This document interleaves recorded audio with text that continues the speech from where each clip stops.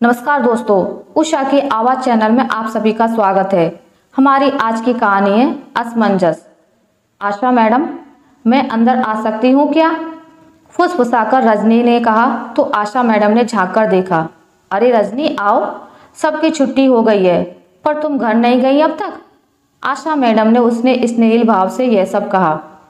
रजनी धीरे से आई, दुखी लग रही थी। फिर वो कुछ पल खामोश रहकर बोली, बोलो रजनी। आशा मैडम उसी की ओर देख रही थी। जी कल से मैं स्कूल नहीं आ सकती मैडम। पर क्यों रजनी? अरे तुम जानती हो ना कि तुम तो खूब होशियार हो। 10वीं में 80% अंक लाई।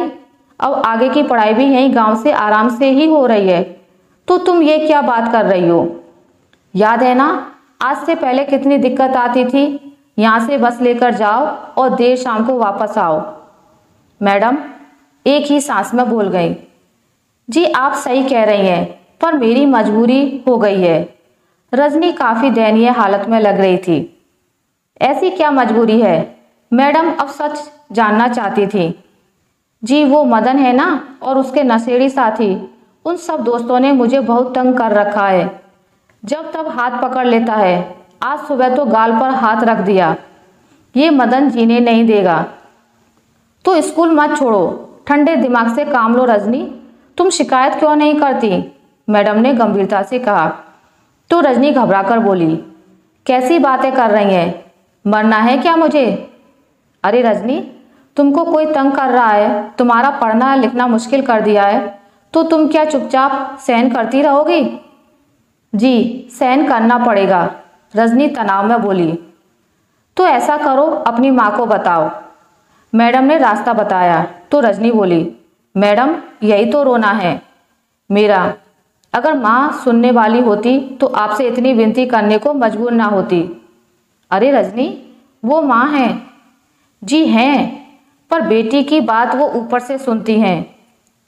पर रजनी समझो, तुम माँ से बात करो, उनसे कहो कि ये तो गंभीर मामला है।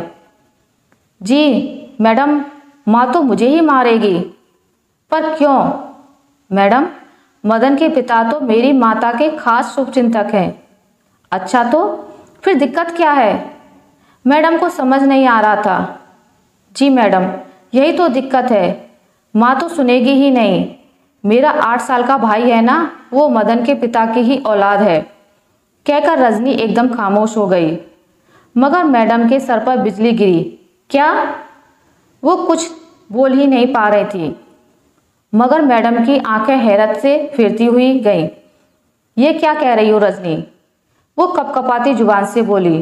तो रजनी ने एकदम गंभीर होकर कहा, जी बिल्कुल सच कह रही हूँ मैडम।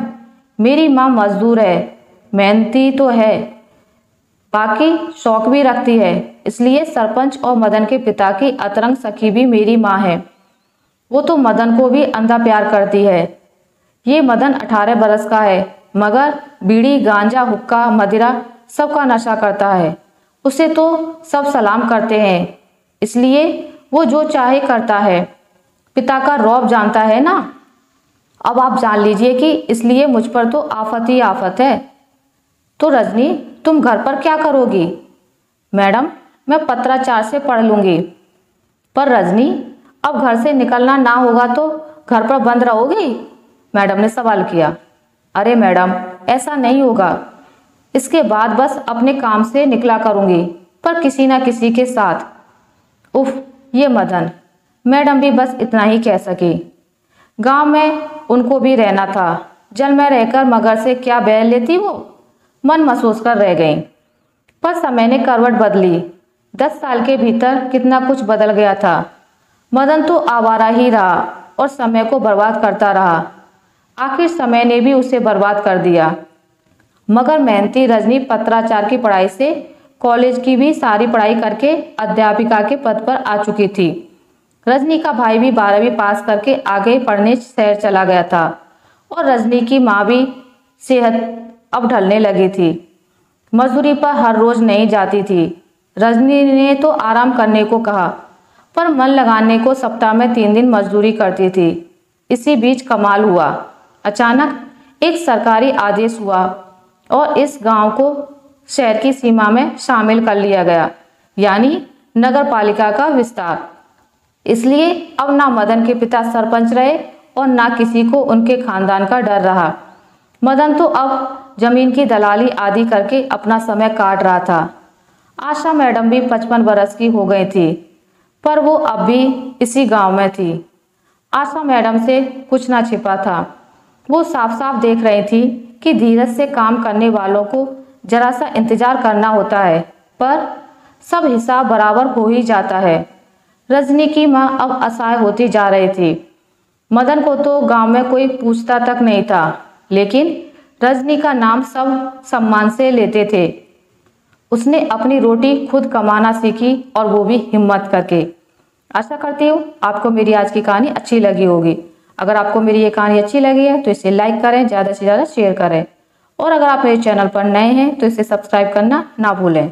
मिलते हैं एक नई कहानी के साथ, तब तक के लिए नमस्कार।